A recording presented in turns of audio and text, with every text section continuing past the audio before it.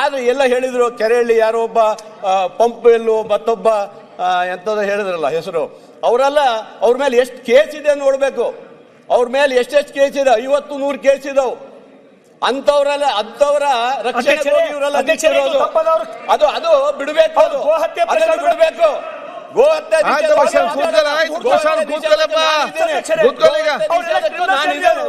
ನಿಷೇಧ ಪ್ರಾಣ ಕೆಲಸ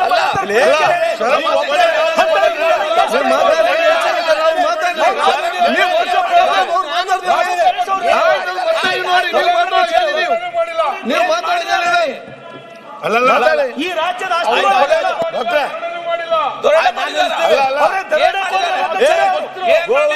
ನಿಷೇಧ ಮಾಡೋದಲ್ಲ, ನಿಷೇಧ ಮಾಡಿ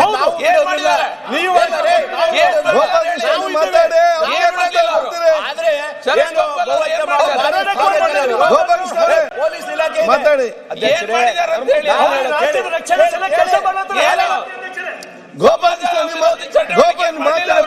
ಮಾಡ್ತೀರಿ ಅಧ್ಯಕ್ಷರೇ. ವಿಜೇಂದ್ರ ಮಾತಾಡ್ಬೇಕಾದ್ರೆ ನಾವು ಮಾಡಿ ವಿಜೇಂದ್ರ ಸುಮ್ಮನೆ ಯಾರು ಡಿಫೆಂಡ್ ಮಾಡಿ ಕೂತ್ಕೊಳ್ಳಪ್ಪ. ನಾನು ಮಾತಾಡ್ಬೇಕಾದ್ರೆ ಯಾಕೆ ಅವ್ರು ಮಾತಾಡ್ತಾರೆ? ಮಾತಾಡಿ ಈಗ ಹೇಳ್ತೀನಿ, ಕೇಳ್ಬೇಕಲ್ಲ ನೀವು ಕೂತ ಅಲ್ಲ ಹೇಳ್ತೇನೆ. ಅರೆ ಮಾತಾಡಿ ಅಧ್ಯಕ್ಷರೇ.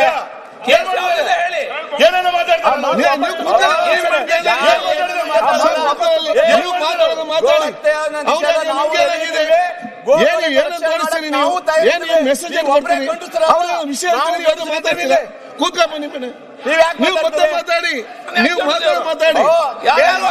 ಆಯ್ತು, ಯಾರು ನಿಮ್ಮ ಯಾಕೆ ನೀವು ಹೆಸರಾಗ ಅವ್ರ ಹೆಸರಾಕೊಂಡಿದ್ದಾರೆ? ಏನ್ ರಾಜನೇ ಬಗ್ಗೆ ಮಾತಾಡ್ತೀವಿ ಸುಮ್ಮನೆ ಕೂತ್ಕೊಂಡು? ಈ ಒಂದು ವಿಧಾನಸಭೆಯಲ್ಲಿ ಕೂತ್ಕೊಂಡು ಏನ್ ಚರ್ಚೆ ಮಾಡ್ತೀವಿ ನೀವು? ಮಾತಾಡಿ ಮುಗಿಸ್ತೀವಿ. ನೀವು ಮಾತಾಡೋಣ ಮಾತಾಡಿಯಪ್ಪ, ನೀವು ಮಾತಾಡೋಣ ಮಾತಾಡಿ. ಅದೇ ಮುಗಿಸಿ ಅವ್ರು ಮಾತಾಡ್ಬೇಕು.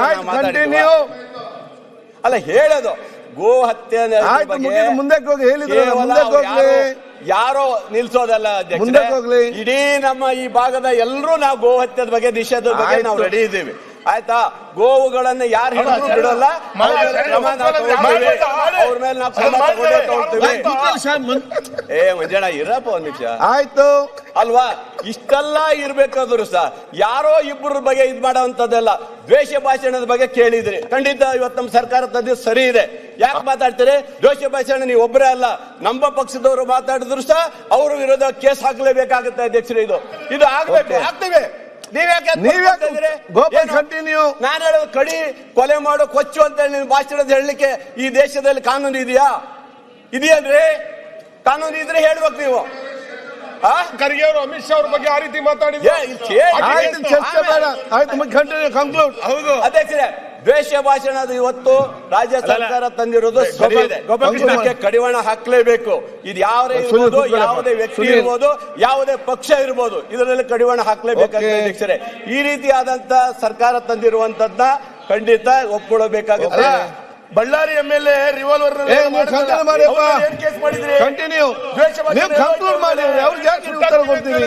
ಬಳ್ಳಾರಿಯನ್ನೇ ಸುಟ್ಟಾಕ್ತೀವಿ ಅಂತ ಹೇಳಿದ ಮೇಲೆ ಅದು ಏನು ದ್ವೇಷ ಅಲ್ವಾ? ಬಳ್ಳಾರಿ ಮಾತಾಡೋಲ್ಲ. ನಾವು ಹೋರಾಟ ಪಾದಯಾತ್ರೆ ಮಾಡೋ ತಾಕತ್ತಿದೆ, ನಾವು ಮಾಡಲ್ಲ. ಬೇರೆ ಈಗ ಬಳ್ಳಾರಿ ಮಾಡಿ ಅಧ್ಯಕ್ಷರೇ. ಹಾಗಾಗಿ ರಾಜ್ಯಪಾಲ ಇಲ್ಲ, ಒಂದೆರಡು ಮಾತು ಮುಗಿಸ್ಬಿಡ್ತೇನೆ. ಇಷ್ಟು ಹೇಳಿ, ಇವತ್ತು ಕೇಂದ್ರ ಸರ್ಕಾರ ಇವತ್ತು ನಬಾರ್ಡ್ ಇಂದಲೂ ಸಹ ದುಡ್ಡು ಬರ್ತಾ ಇಲ್ಲ ಅಧ್ಯಕ್ಷರೇ. ನಬಾರ್ಡ್ ರಸ್ತೆಗಳು 2 ವರ್ಷ ಆಗ್ತಾ ಬಂತು, ಇವತ್ತಿಗೂ ಒಂದು ರಸ್ತೆಗಳನ್ನ ನಮಗೆ ಕೊಡ್ಲಿಕ್ಕೆ ಆಗ್ತಾ ಇಲ್ಲ. ಇವತ್ತು ಬ್ಯಾಂಕು, ಇವತ್ತು DCC ಬ್ಯಾಂಕ್ ಅಲ್ಲಿ ಇವತ್ತು ಒಂದೊಂದು ಕ್ಷೇತ್ರದಲ್ಲಿ ಜಿಲ್ಲೆಯಲ್ಲಿ ಸುಮಾರು 200 ಕೋಟಿ ರೂಪಾಯಿ ಬ್ಯಾಲೆನ್ಸ್ ಬರಬೇಕಾಗಿದೆ. ರೈತರ ಧ್ವನಿ ಅಂತಾರೆ, ರೈತರ ಪರವಾಗಿ ಅಂತಾರೆ. ಯಾಕೆ ಬರಲ್ಲ ದುಡ್ಡು? ಯಾಕೆ ಕೊಡ್ತಾ ಇಲ್ಲ ನೀವು?